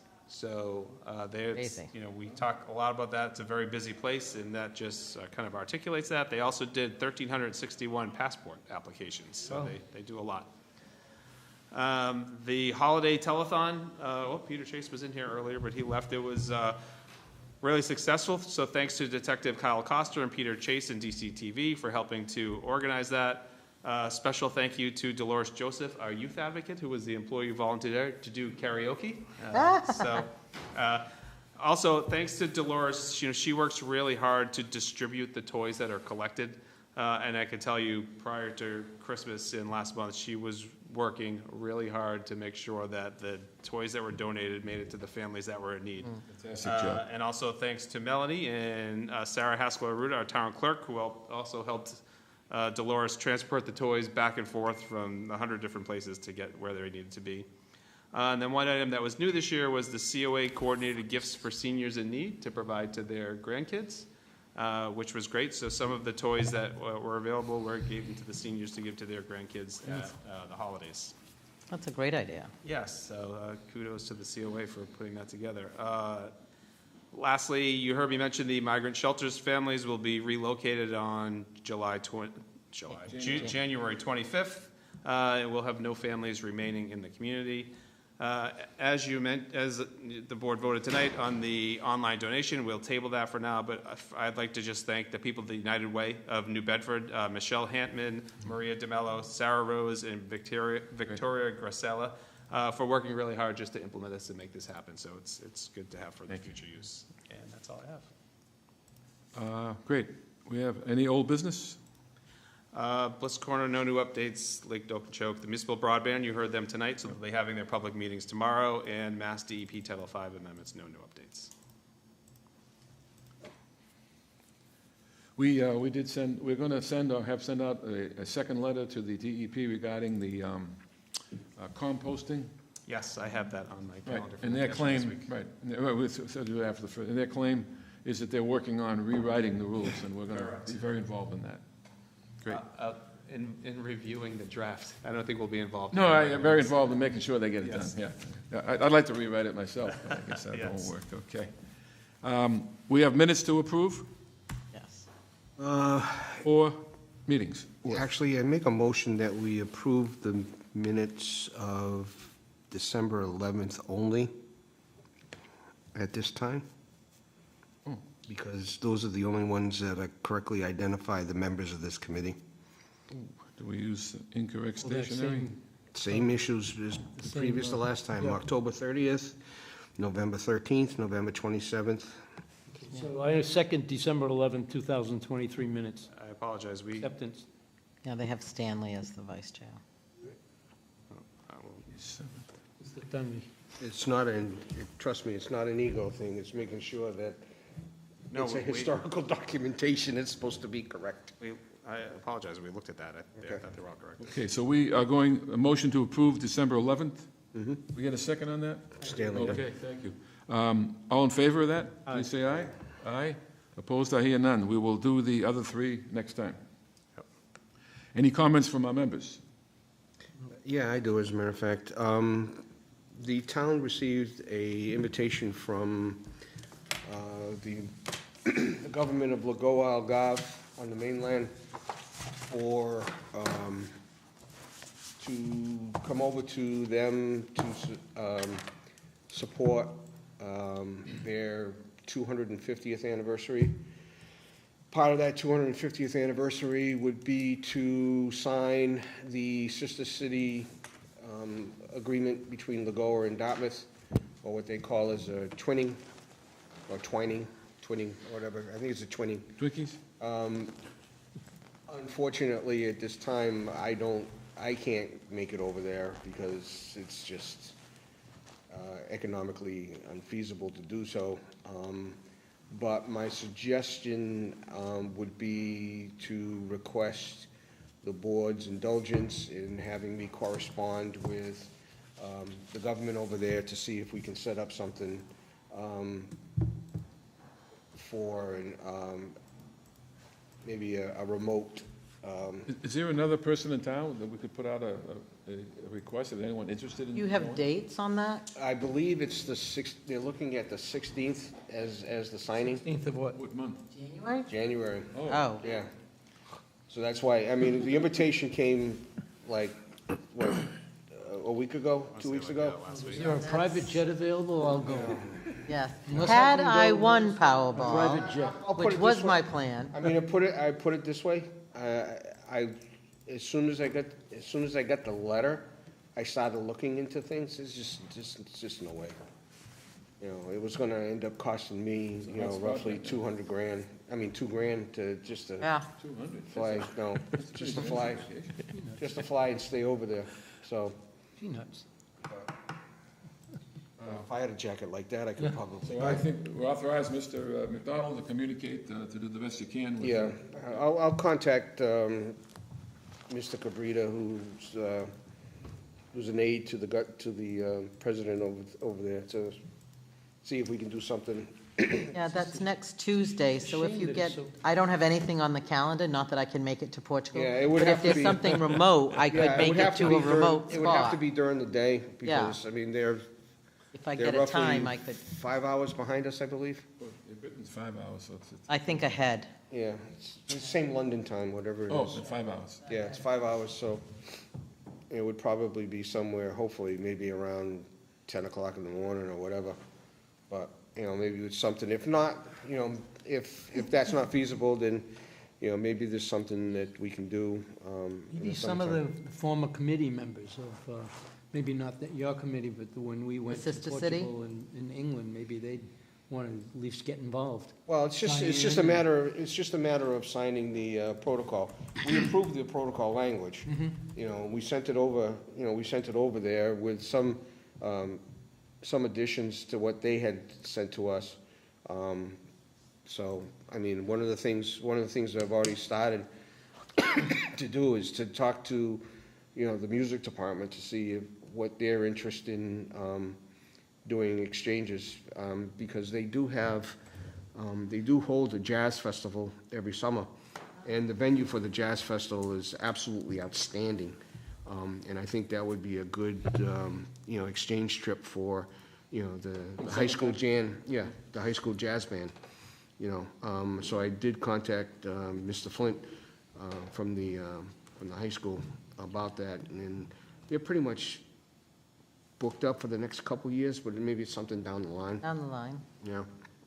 So- Okay, anything else, Mr. McDonald? No, that's it. Mr. Mickelson, anything? No, I'm good. Mrs. Brooks? Nothing. 9 o'clock. Yes, sir.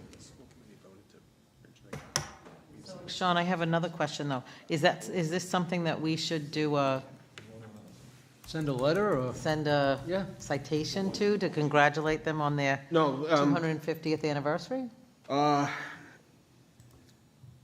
I don't know if they'll get the letter in time, but I think maybe it's something, I'll talk to Mr. Cabrita, hopefully, if I can get him, to see what we can do. If we need to come up with a congratulatory letter, then we will, so. We just got word that the school committee has voted to fund the 1 year FY25. FY25 through the school choice funds. And we thank you very much for. Good for them. Yep. They made a Great good choice. cooperation. Yep. Good choice on the school choice. Yep, very good. Anybody else? Time to go. Yeah. Anybody else? I can't sit next to this jacket anymore. Anybody else? Anything else to say, Mr. McDonald? No, I'm just so comfy, I'm going to stay here overnight. Like a Michelin man. I'm waiting. Motion to adjourn. I was waiting for you to say it. You want to get out of here. No. I'm going to second that. With that jacket on. Can't talk. Second? Second. Okay, all in favor, please say aye. Aye. This meeting's adjourned.